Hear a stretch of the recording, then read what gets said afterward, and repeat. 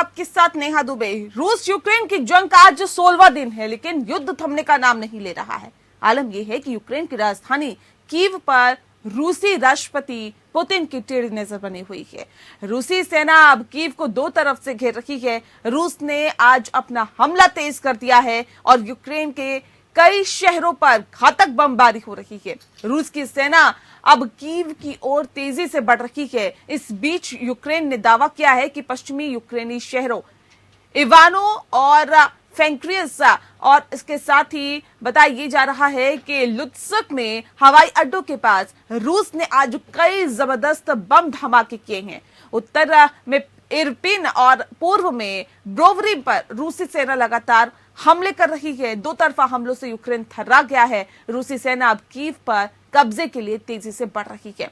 बता दें कि रूस ने यूक्रेन पर चढ़ाई के लिए साथ ही साथ क्रीमिया के रास्ते को भी एक विकल्प के तौर पर इस्तेमाल करने का प्लान बना लिया है। रूस यूक्रेन पर टैंक और paratroopers, infantry, anti tank, guided missile से हमला कर रहा है। ऐसे में यूक्रेन की ओर से दावा किया गया है कि उसने ब्रोबरी में रूस का करारा जवाब रूस को दिया है और ऐसे में 5 रूसी टैंकों को नष्ट कर दिया है। साथ ही उसकी सेना रूस की सैनिकों को मुंहतोड़ जवाब दे रही है। एक निजी अमेरिकी कंपनी द्वारा जारी की गई सैटेलाइट इमेज में देखा जा सकता है कि जंग की शुरुआत में राजधानी कीव को रूसी सेना ने करीब 60 किलोमीटर तक के एरिया में घेर कर रखा था, जो कि बीच में बड़े पैमाने पर तितर बितर हो गई थी। लेकिन अब फिर से रूसी सेना तैनात हो गई है। सैटेलाइट इमेज में एक बड़ा रूसी सैन्य काफिला दिखाया गया है। इसे आखिरी बार एंटोनोव हवाई अड्डे के पास कीव के अंदर उत्तर पश्चिम में देखा गया था। रूस द्वारा हमले झेल रहे यूक्रेन के लिए अमेरिका ने एक बार फिर से सैन्य और मानवीय सहायता का ऐलान किया है। आज यूएस सीनेट ने यूक्रेन के लिए सैन्य और मानवीय सहायता के रूप में $13.6 बिलियन के आपातकालीन पैकेज को मंजूरी दे दी है।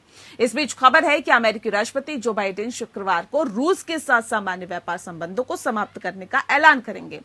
अमेरिका इसी के साथ यूरोपीय संघ और G7 देशों से मिलकर रूस से व्यापार में मोस्ट फेवरेट नेशन का स्टेटस भी वापस लेगा।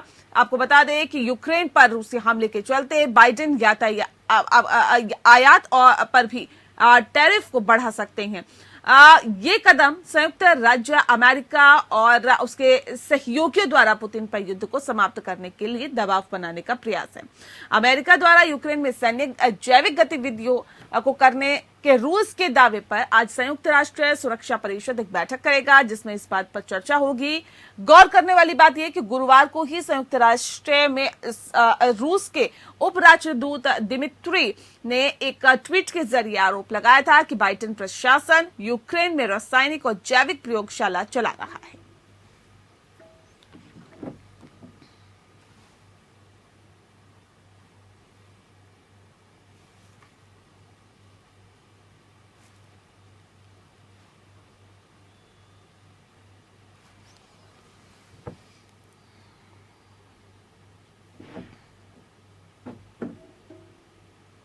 और चलिए इस विषय पर तफसील से चर्चा करने के लिए हमारे साथ खास मेहमान मौजूद है, उनसे आपका परिचय करा देते हैं। मंजू सेठ जी हमारे साथ है, एक्स डिप्लोमेट है। मैम बहुत स्वागत है आपका। साथ ही साथ मेजर जनरल SBS अस्थाना जी हमारे साथ हैं, डिफेंस एक्सपर्ट है। सर आपका भी बहुत स्वागत है। अस्थाना साहब, इस खास कार्यक्रम की शुरुआत आपके साथ ही करना चाहूंगी, क्योंकि आज अगर हम देखें तो लगातार 16वें दिन से लगातार जो जंग है वो लगातार जारी है। आज 16वां दिन है और ऐसे में युद्ध रुकने का नाम नहीं ले रहा है। आलम यह है कि यूक्रेन की राजधानी कीव पर रूसी राष्ट्रपति पुतिन की टेढ़ी नजर अभी भी बनी हुई है। ऐसे में जिस तरह से अब हमले हो रहे हैं, सर हमलों को तेज कर दिया गया है। इस बात का जिक्र हम पहले भी कर रहे थे अपनी चर्चा में कि एक बार जब युद्ध विराम हुआ और उसके बाद ये कहा गया कि भाई अपने लोगों को आप बाहर निकाल लीजिए, उसके बाद ये कहा जा रहा था कि अब और ज्यादा हमले तेज हो सकते हैं और सटीक वैसा ही होता हुआ दिखाई दे रहा है। यानी कि अब ये कहा जा सकता है कि यूक्रेन के लिए और ज्यादा आफत बढ़ती हुई दिखाई दे रही है।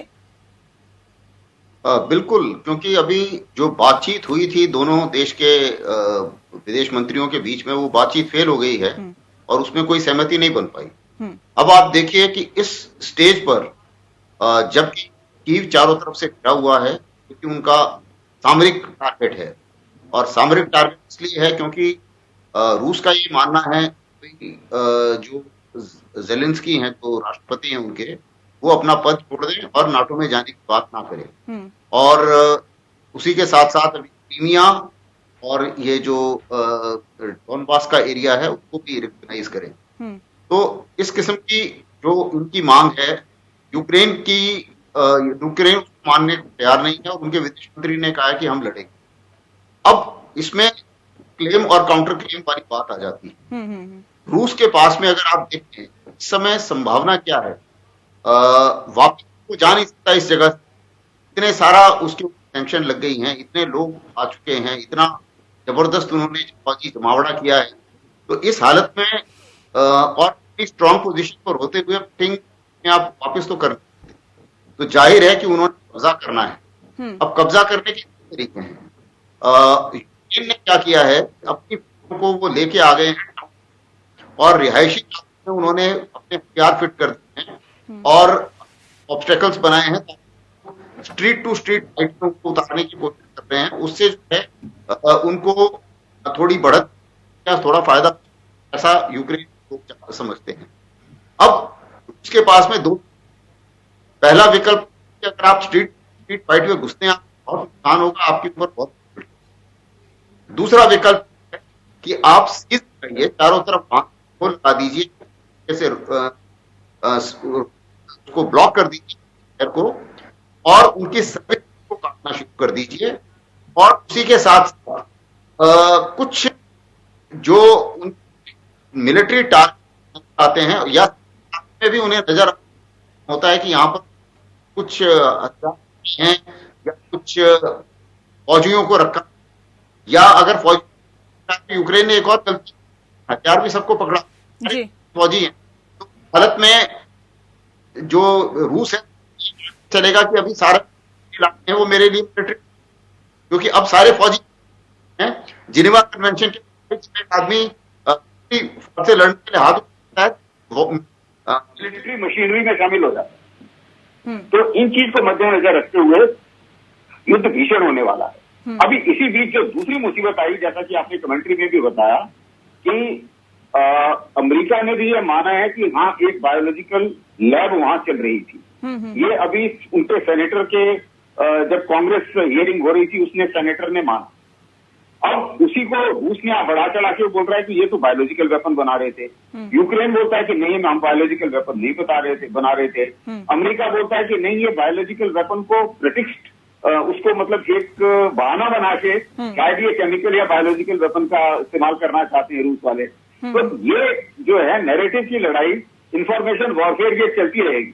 लेकिन सीधी सी बात यह है कि मिलिट्री के तौर पे अगर आप देखें, रूस के पास में भी कोई विकल्प नहीं है, या तो बुरी तरीके से फायरिंग करेंगे वो, और जो भी टारगेट फायर होगा रूस वाले बोलेंगे यहाँ पे मिलिट्री थी इसलिए हमने मारा, और यूक्रेन वाले उसी की फोटोज दिखाएंगे कि देखिए सिविलियन मर गए, पूरे विश्व वाले कृपा करके जाग जाओ और हमारी मदद करो और हमारी मदद के लिए आओ। ये लड़ाई नैरेटिव की चलेगी जब तक जेलेंस्की घुटने नहीं टेक देते। ना तो वहां पर अपने सोल्जर नहीं भेजेगा, ना तो नो फ्लाई जोन नहीं बनाएगा, ना तो अपने हवाई जहाज वहां नहीं भेजेगा। ये जेलेंस्की को पहले दिन से मालूम होना चाहिए था वो, और अगर उन्होंने कैलकुलेशन की है इस बारे में तो गलत की। ठीक, मंजू जी, अब जेलेंस्की के लिए कहीं ना कहीं इधर कुआं इधर खाई वाली स्थिति है, वो बीच में फंस गए हैं, क्योंकि फैसले ही ऐसे ले लिए शुरुआत में कि अब जो है पीछे जाने का रास्ता शायद उनके लिए अब बचा नहीं है। सवाल इस बात को लेकर है, अगर नाटो ने शामिल करना होता तो शायद पहले ही कर लेता। नाटो में वो शामिल नहीं है और अब वो कहीं ना कहीं हथियार डालने की कोशिश भी कर रहे हैं बातों से, जैसे कि उन्होंने कहा कि मुझे बहुत हड़बड़ी नहीं है नाटो में शामिल होने की। नाटो खुलकर सामने आ नहीं रहा और साफ तौर पे उन्होंने कह दिया कि भाई हम अभी इसमें नहीं आएंगे। लेकिन अब सवाल इस बात को लेकर है, जेलेंस्की के सामने अब क्या विकल्प है? क्या वाकई जो बर्बादी हो चुकी है अभी घुटने टेकने का ही एकमात्र विकल्प रह गया है, या फिर ये लगता है कि अभी युद्ध और चल सकता है और बर्बादी होगी और लोगों की हानि होगी और वहां पर नुकसान होगा, ये एक रास्ता अख्तियार किया जाएगा आगे? वो तो बहुत कहना मुश्किल है इस वक्त, लेकिन जैसे जनरल साहब ने कहा, ये प्रेसिडेंट पुतिन का जो मकसद है वो है अपनी बात मनवाना, क्योंकि वो इतने स्ट्रॉन्ग पोजीशन में है और वो अब वापस नहीं हटेंगे जब तक की जो शर्तें जितनी उन्होंने रखी हैं उनको रिटन एश्योरेंस नहीं, और हो सकता है वो कब्जा भी कर ले पूरे यूक्रेन पे, और बाद में एक कुछ ऑप्शन भी, एक सिनारियो दिया था कि वो आधा यूक्रेन जो ईस्टर्न है और नॉर्थ ईस्टर्न है अपने पास रखेंगे और वेस्टर्न यूक्रेन को एक न्यूट्रल जोन बनाने की बात, ये भी हो सकता है। लेकिन ऑप्शंस जो रह गए हैं ज़ेलेंस्की के लिए वो बिल्कुल वो बहुत कम रह गए, विकल्प तो है ही नहीं उनके पास, क्योंकि इस वक्त घिरे हुए हैं वो, और जितना लड़ेंगे और अपने देश की बर्बादी, अपने लोगों की बर्बादी करेंगे। हम ये नहीं कह रहे कि आप वो दिखाएं कि हम लड़ेंगे नहीं, डिफेंड नहीं करेंगे, लेकिन उनको नेगोशिएट करना पड़ेगा।